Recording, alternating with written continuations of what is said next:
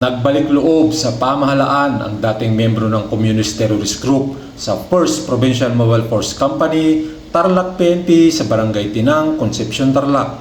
Ayon sa ulat ng 1st Provincial Mobile Force Company, Tarlac PNP, ang dating rebelde ay kinilala si Kaben, 28 taong gulang, ay asawa, tricycle driver, magsasaka, residente ng naturang lugar at dating miyembro ng Alyansa ng Manggagawang Bukid ng Hacienda Luisita o Ambala taong 2018. Ayon pa sa 1st PMFC, siya umano ang nagre-recruit sa Tarlac area gamit ang kanyang tricycle at sumasali ito sa mga rally at iba pang aktibidad na labag sa pamahalaan.